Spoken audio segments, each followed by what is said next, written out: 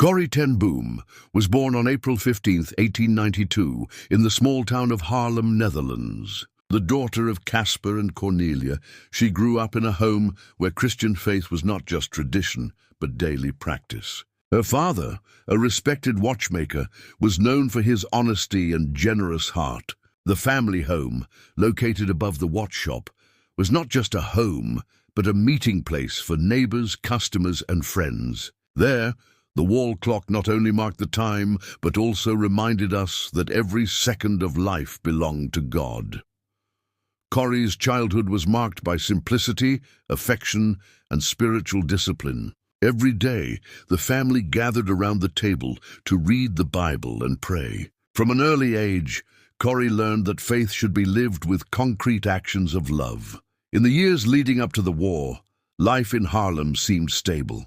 The Netherlands was known for its neutrality in European wars, and many believed they would never be drawn into a global conflict. The watchmaking business prospered modestly, and Corrie even became the first licensed female watchmaker in the Netherlands. The family maintained a routine marked by work, family worship, and service to others. It was common for people in need to be welcomed into the ten Boom home for a meal or a place to rest. Corrie, as an adult, had a heart deeply dedicated to helping young people, organizing Bible clubs and activities for poor neighborhood children. She little imagined that all her years of preparation would be a divine school for facing one of the greatest challenges in human history. In 1940, the winds of war blew strongly across Europe. Nazi Germany, under Adolf Hitler's command, had already invaded Poland and other territories. The Netherlands was quickly occupied, and Haarlem came under the rule of the Nazi regime. Suddenly, the streets that had once been lined with bicycles and playing children were lined with uniformed soldiers, swastika flags, and fear etched on their faces. Jews were the first to feel the brunt of this oppression. Banned from attending schools, forced to close their businesses, watched and humiliated, they became targets of relentless persecution. Soon, they began to be deported in crowded trains to concentration camps, places from which they rarely returned. It was in this context that the ten Boom family made their choice. For them, ignoring the suffering was tantamount to denying their own faith. Corrie, Betsie, and their father Caspar began welcoming Jews into their home. Initially, they offered meals, clothing, and temporary shelter. Over time, the need grew, and the house needed to be adapted. With the help of the Dutch resistance, a bricklayer built a false wall in Corrie's room, creating a secret compartment. The hiding place was small, cramped, and stuffy, but it could fit up to 6 people standing up. There, dozens of men, women, and children found refuge. With every knock on the door, tension filled the house. Any mistake could cost everyone their lives. Corrie, however, remained steadfast. In her heart, she remembered the words of Proverbs, "Deliver those who are being led away to their death. Save those who stagger to their slaughter."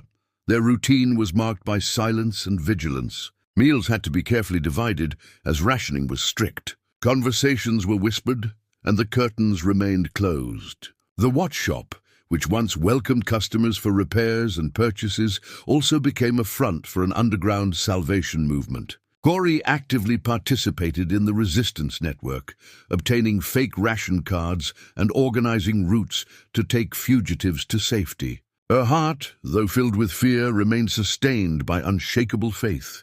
"The Lord is my refuge and strength," she murmured in her prayers, but danger soon arrived. On February 28, 1944, the Gestapo received a tip-off and raided the house. The Nazis searched every corner for hidden Jews.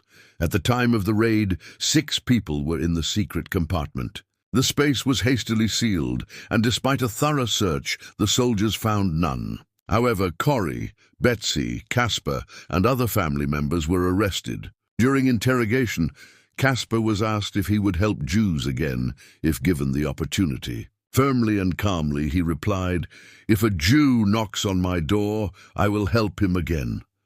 This statement cost him his life. Just 10 days after his arrest, he died, leaving his daughters an example of unwavering loyalty.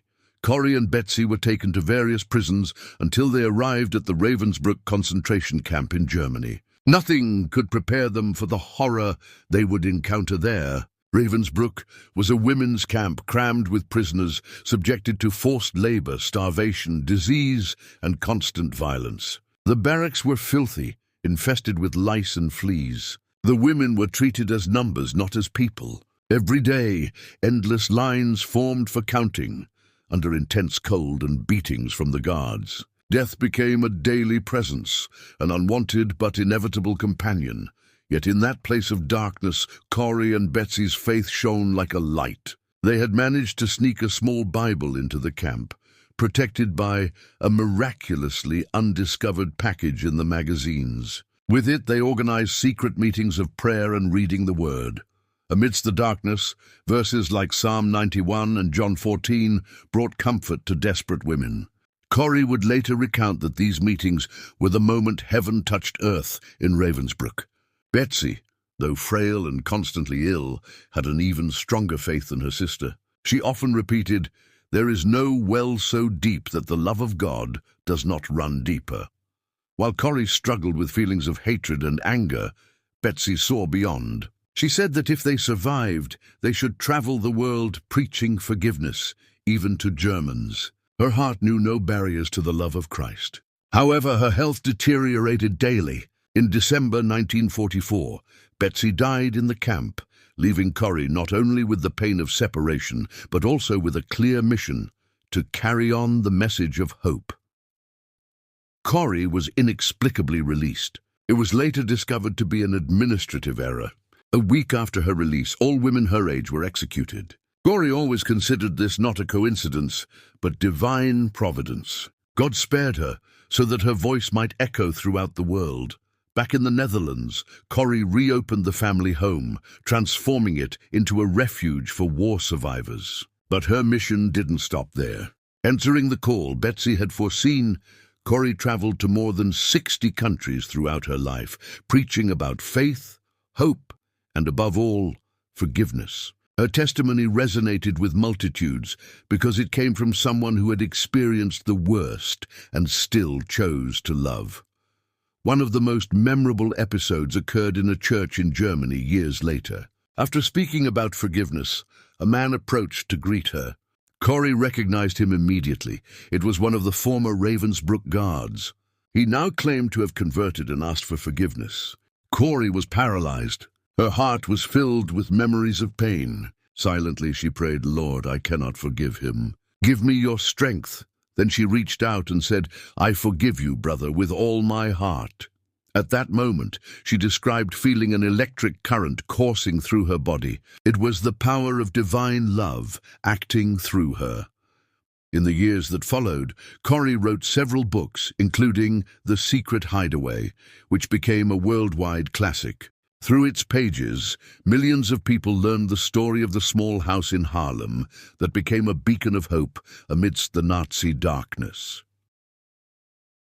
Corrie ten Boom died on April 15, 1983, exactly on her 91st birthday. For Jews, dying on one's birthday is a sign of a full and blessed life. Her passing crowned a journey of dedication, faith, and courage. To this day, her Haarlem home is preserved as a museum, where visitors can see her secret hiding place and hear about the woman who believed that we should never be afraid to entrust an unknown future to a known God.